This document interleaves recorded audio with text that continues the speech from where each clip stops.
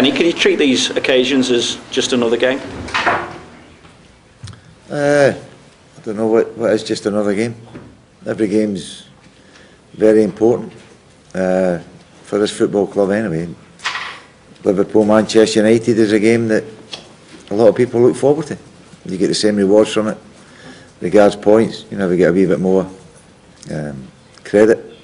You might get a few more inches in a newspaper column if you get a positive result. So I think everybody looks forward to these games, but I say every game is very important. Regarding the term, is it just another game? I don't know what another game is. Has it then become perhaps the biggest game of the season in terms of the Premier League for Liverpool and Manchester? No, the next one's it, only because it's the next one. For us anyway. As you keep saying, Vinny, you ask us a question, you get the same answer. You want a wee bit of consistency, we'll try our best to give you it. Is it a little easier to prepare this time though, given that you only had a couple of days before the Cup game with them earlier this season? Well, I never had any time. I was in transit, but the lads had been well prepared here. But obviously that went out the window a little bit in the first minute when they got a penalty kick, and then Stephen gets sent off about half an hour into the game. So you can prepare as much as you want, but you can't prepare for things like that. Even when you were winning the title with Blackburn, did you ever think that Manchester United would get close or even threaten Liverpool's record of league titles? Well, I never considered it. I was concentrating on what I was supposed to do, and that was manage Blackburn Rovers. So, as I say, you never look too far ahead. And certainly I wasn't doing it then. But, they have got a fantastic amount of championships to their credit, and that just tells you how successful they have been. Does it come into the thinking, doing something to try and stop them breaking the record of league titles? Well, we want to help ourselves first, and if along the way, if we help ourselves first and it hinders somebody else, that's not our problem, is it? That's theirs. So, as we've always said, we can control a lot of our own destiny, but for someone else's, we don't really control that. So, if we concentrate on ourselves and, as we've always said, get ourselves as best we possibly can prepared for a game, then whatever eventualities come from that, come from it. But if we get a result Sunday, it's more helpful to us than it would be harmful to them. Are these the kind of rivalries that you enjoy though, Kenny? Well, every game's a rival, isn't it? Everybody that stands in front of you is an opponent. So everybody plays football to play at the highest level they possibly can. And the games between Liverpool and Manchester United are what you term, I think, the highest category of games you can get. So I suppose anybody that's playing football would love to play in them. How are you looking squad-wise as well? Morella, Saga, Aurelio, Kiriakos, are their injuries? Well, we're hopeful most of them will be fit. We don't really know, obviously. It's Thursday morning, it's a wee bit away for the game. Obviously Kelly won't play with a hamstring strain. John Joe Shelby won't be available either. Everybody else's fitness is more positive than that, and who we have and what we go with, obviously we won't know, and that includes Andy Carroll. It's a shame for Martin as well, isn't it, given the way he's been playing? He's been doing really well, and to pull up with a hamstring injury would be hurtful for him, especially when he'd had a couple of games rested almost and brought back in. So maybe he'll blame us for it. And Andy's progressing well though, because he's played more of a full part in training this week, hasn't he?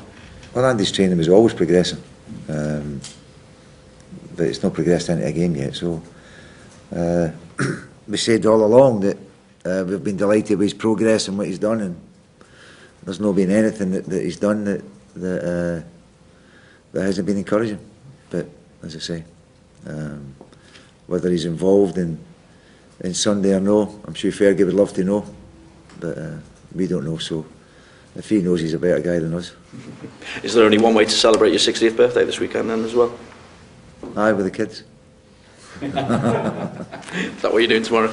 I'm sure I'm not going to be telling you, Vinny, what I'm doing tomorrow. As a spectator, when they were effectively shifting the power from Liverpool or over to Manchester United, how did that make you feel? Because obviously you're a massive Liverpool fan as well.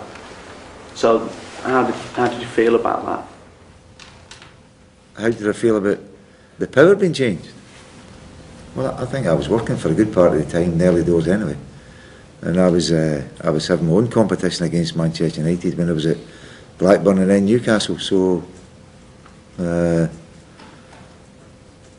never had any feelings. Just obviously you support your own team, you get greater satisfaction out of it when your own team's been successful. And they've been more successful than Liverpool over the last 20 years. So, but at the end of the day, we've always got wee bits we can hang on to. We've still won 5 European Cups, I think. So we've got wee bits we can hang on to.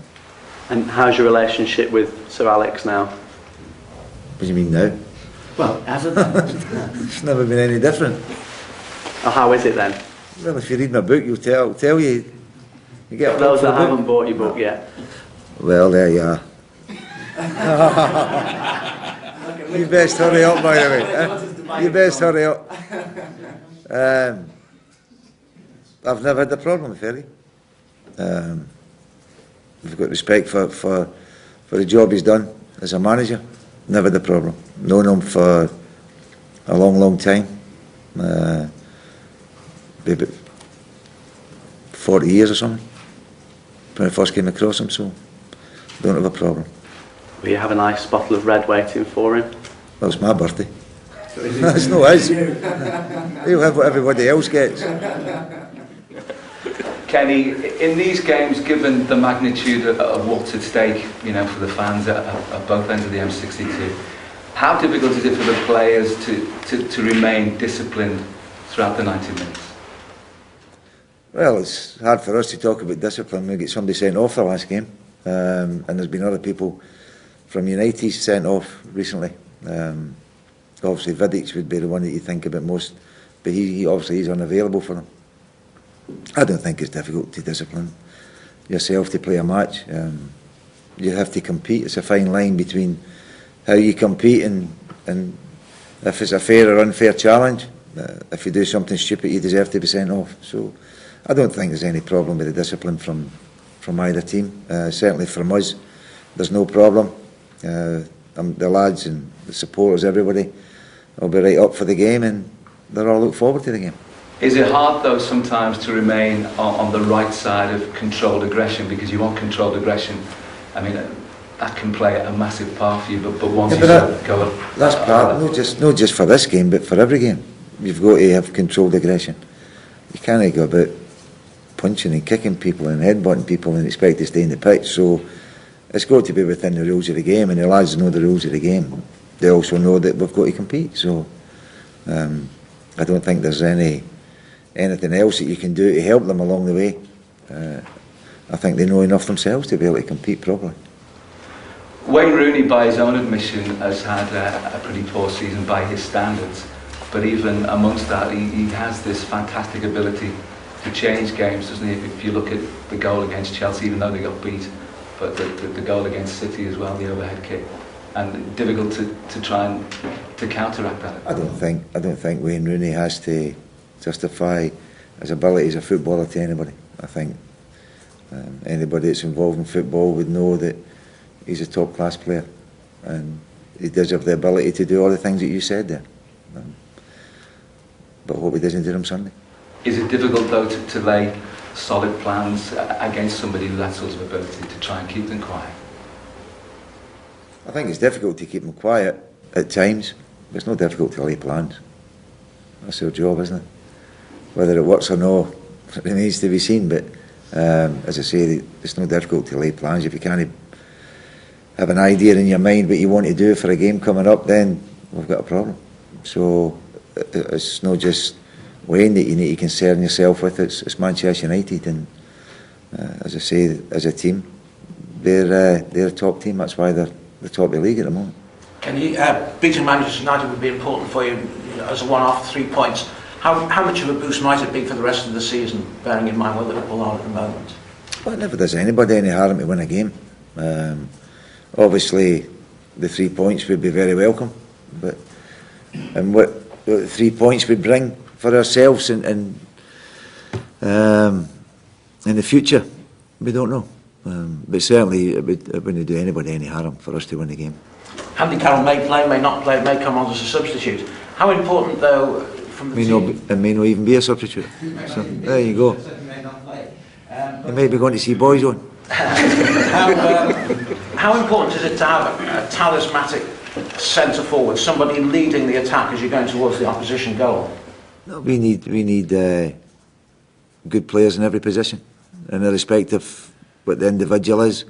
There's some will do more than others to help the team cause, but everyone will be equally important to us. So whatever 11 we've got on the pitch for Sunday, I'm sure will represent this club proudly. And it's always helpful if you've got top quality players in your team. And their efforts and energies are channelled in the right direction, then we'll have a better chance. So all we'll do is concentrate on the team that we've got and the subs, and who the names are, we'll put to them on Sunday morning.